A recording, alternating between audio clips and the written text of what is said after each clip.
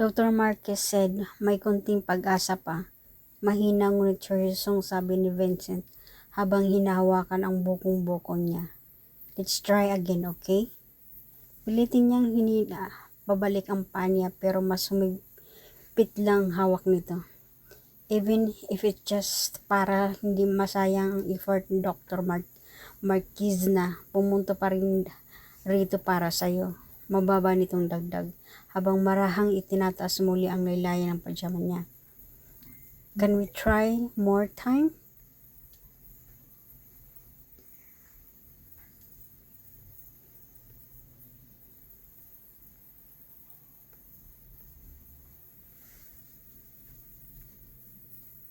Pagkatapos nun, marahan nitong ipinahid ang medicine oil sa binti niya. Mabilis na ibinaling ni kitang muka sa kabilang direksyon. Sa pagkakataong ito, siya na mismo ang ayaw tumingin. Ayaw niyang makita kung paano iwas muli ng tingin ni si Vincent. Ayaw niyang makita ang bakas ng pagkadiri sa mukha nito dahil baka kapag nakita niya ulit yun, hindi na naman kayanin ng puso niya. Sanay na sanay ang mga kamay ni Vincent sa pagmamasahe ng pressure points. Dahil kahit gaano pa nito kinasusuklaman noon ng mga piklat sa paa ni Kate, hindi pa rin ito nagawang pabayaan siya noong pinakaunang panahon ng rehabilitation niya. Araw-araw siya nitong minamasahe noon hanggang sa kabisado na nito ang bawat pressure point at bawat parte ng paa niya. Kaya ngayong muli nitong ginagawa iyon matapos ang 5 taon, hindi man lang ito nanibago. Eksakto ang bawat tiin ng mga daliri nito. Malakas ngunit maingat. Maingat ang mga palad nito habang marahang umiikot sa paa niya. Ang medicine oil na may amoy halamang gamot. Tahimik lang si Kate habang nakahiga noong una ay tensyonado pa ang buong katawan niya. Ngunit habang tumatagal, unti-unting bumibigat ang talukap ng mga mata niya dahil sa pagod at init ng kamay ni Vincent. Halos kalahating oras siyang minasahe nito at nang matapos, halos inaantok na siya. Marahan siyang tinakpan ni Vincent na manipis na kumot, ngunit baga siyang nagising dahil doon. Doon lang niya napansin tapos na pala. I'll wash my hands, mahina nitong sabi dahil puno pa ng medicine oil ang kamay nito. Tahimik na tumalikod si Kate at humarap sa dingding bago muling pumikit. Mabilis lang bumalik si Vincent at dahil sobrang liit ng kama, halos dumikit agad ang katawan nito sa likod niya nang humiga ito. Automatic siyang umurong paloob ngunit agad nitong niyakap ang baywang niya. You're still awake? Mababa nitong tanong malapit sa tenga niya. Kahit tulog pa siya, magigising talaga siya dahil sobrang lapit nito. Tulog na ako, malamig niyang sagot. Napahina ang tawa ni Vincent. Talaga? Natutulog pero sumasagot? Pagkatapos noon, lalo pa siyang hinilan nito palapit sa katawan nito. Napapikit-sikit sa inis at nagpa siyang manahimik na lang. Pero makalipas ang ilang segundo, muli itong nagsalita. May ikukwento ako sa iyo. Hindi siya sumagot. You can laugh, okay? Bagyang kumulot ang noo ni Kate. Ano bang meron kay Vincent na makakatawa siya? Tahimik na natawa si Vincent bago nagsimulang magsalita. Noong bata pa ako, medyo tanga talaga ako. Mahina nitong sabi habang nakadikit pa rin ang mukha sa buhok niya. Tuwing gabi, palihim akong naglalaro ng handheld game console bago matulog. One time nahuli ako ni Grandma kasi chinik niya ako kung tulog na ako. Bagyang tumigil ito bago muling napangiti. Tapos sinabi niya sa akin na kapag tulog na daw ang bata, nakabuka ang bibig. Kapag hindi raw nakabuka, nagpapanggap lang. Napabuntong hinanga ito habang mahinang tawa. After marinig ko yun, agad kong ibinuka ang bibig ko para magpanggap na tulog. Tawa ng tawa si Grandma sa akin hanggang sa umabot yata ako ng 10 years old. Hindi pa rin niya ako tinatantanan. Tahimik lang si Kate, hindi siya natawa dahil hindi nakakatawa ang kwento kundi dahil mas masakit iyong pakinggan. Sa 5 taon nilang kasal, ngayon lang nagkwento ng ganito si Vincent. Ngayon lang ito kusang nagsalita ng mahaba sa kanya. Noon siya palagi ang nagsisikap magsalita, magkwento, magtanong at pilit pumasok sa mundo nito habang si Vincent naman ay palaging malamig.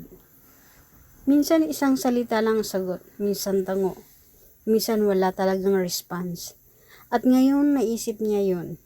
Pakiramdam niya noon ay isa siyang clown na desperado na nagpapansin sa lalaki walang interes sa kanya.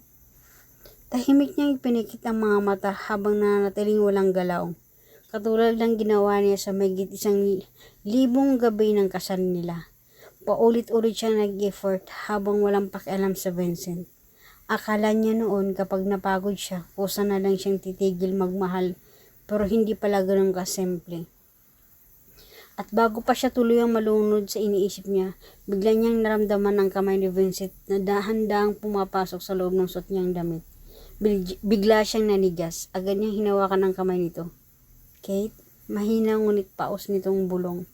Can we continue what we started this morning? Mabilis na bumilis ang tibok ng puso niya. Let's have a baby, okay? At habang paitas na dumudulas ang mainit nitong palad sa balat niya, agad siyang nataranta. No, hindi pwede, mabilis niyang sabi. Habang pilit itinutulak palayo ang kamay nito. Why not? Mababa nitong tanong habang lalo itong lumalapit. Hindi ba gusto mo naman talaga ng anak noon pa? At bago pa siya makasagot, mabilis itong gumalaw at pinatungan siya. Napasinghap si Kate nang maramdaman ang bigat ng katawan nito sa kanya. Kung ginawa ito ni Vincent bago dumating ang 5th anniversary nila, baka umayak pa siya sa sobrang saya. Pero ngayon, pakiramdam niya gusto na lang niyang matawa dahil malino na malino sa kanya na alam pala ni Vincent ang lahat noon. Alam nitong gusto niya magkaroon ng anak. Alam nitong mahal na mahal niya ito. Pinili lang talaga nitong huwag siyang mahalin pabalik. At mas lalang pinili nitong huwag magkaanak sa kanya. Kaya hindi niya maintindihan kung bakit ngayon bigla itong nagbago ng ganito. Mainit ang hininga ni Vincent habang nakadikit ang labi nito sa tingin niya. Marahan nitong kinagat ang earlobe niya habang unti-unting bumibigat ang paghinga nito. Mabilis siyang umiwas ngunit lalo lang itong dumikit sa kanya. Nasa bahay sila ni Grandma kaya ayaw gumawa ng eksena. Pero sa sobrang hipit ng pagkakadaga nito sa kanya, halos hindi na siya makahinga. At ganoon man siya magpumiglas, hindi niya ito maitulak. Habang unti-unting dumadampi ang mainit itong halik sa pisngi at diin niya, unti-unti rin sumisikip ang dibdib ni Kit. Panik, takot, pagkadesperado.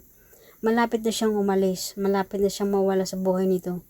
Kaya ba bago siya tuluyang makaalis, pipilitin pa rin ba siya nitong gawin ang bagay na ayaw niya? Hindi pwede. Buong lakas na nagpumiglas si Kit habang pilit itinutulak pala si Vincent. Ngunit sa laki ng agwat ng lakas nila, halos wala yung epekto. At dahil wala na siyang ibang magawa, muli niyang ginamit ang tanging weapon na meron siya. Ang mga ngipin niya, buong lakas siyang kinagat ang balikat ni Vincent. Madiin walang pag-aalinlangan. Napangimay si Vincent sa sakit at doon lang bahagyang lumuwag ang pagkakawak nito sa kanya. Mabilis na kumilos si Kit para makaalis ngunit dahil sobrang lit ng kama, nawala ng balanse si Vincent at tuluyang nahulog sa sahig.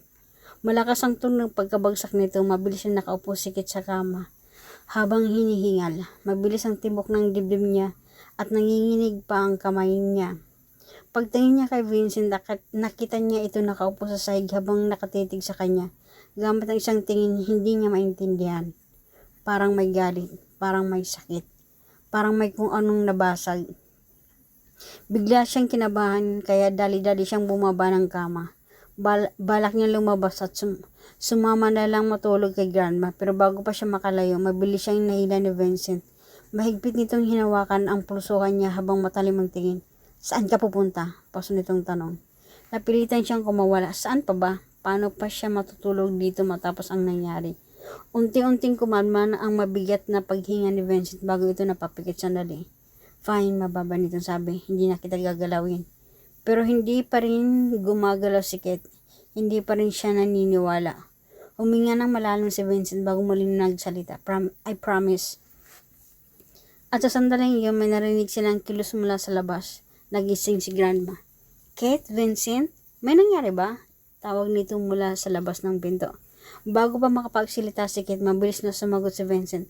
Grandma, okay lang po, nahulog lang ako sa kama kasi sobrang liit.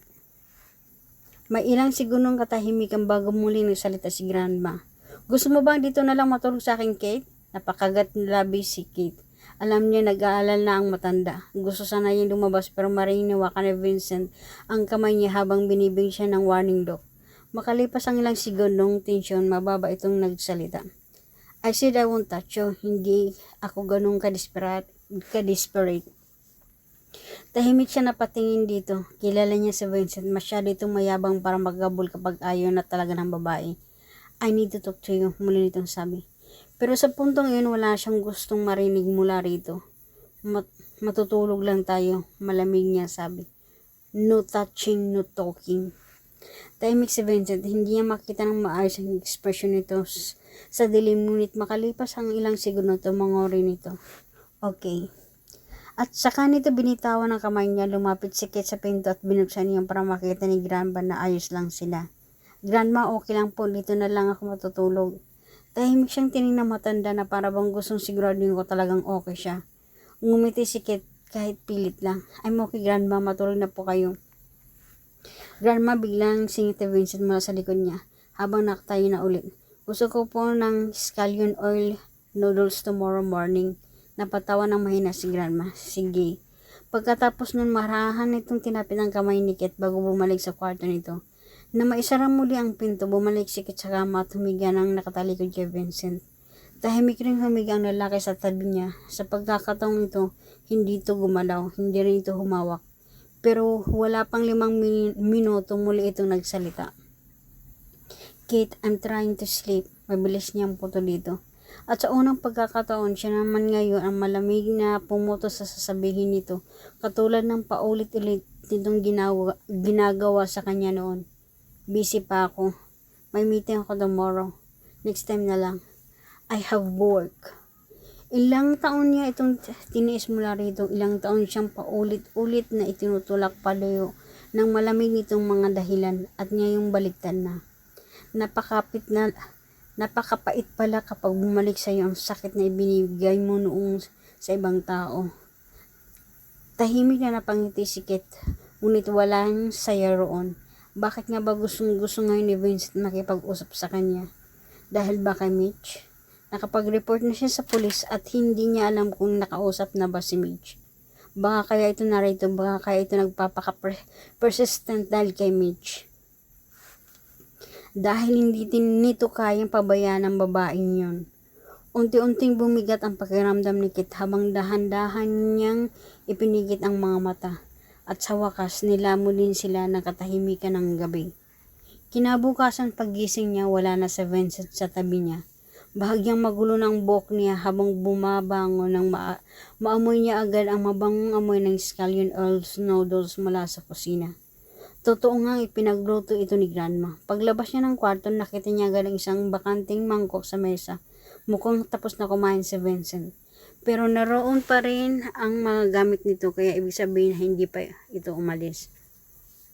Wait ka lang, Kate, tawag ni Grandma mula sa kusina. Lulutuan na rin kita. Okay po. Sagot niya habang naglalakad palabas para makahinga ng sariwang hangin. Pero pagkabukas pa lang niya ng pinto, agad niya narinig ang mahinang boses ni Vincent mula sa garden. May kausap ito sa phone. Mahina ang tono nito ngunit sapat para marinig niya ang isang pangalan. Mitch.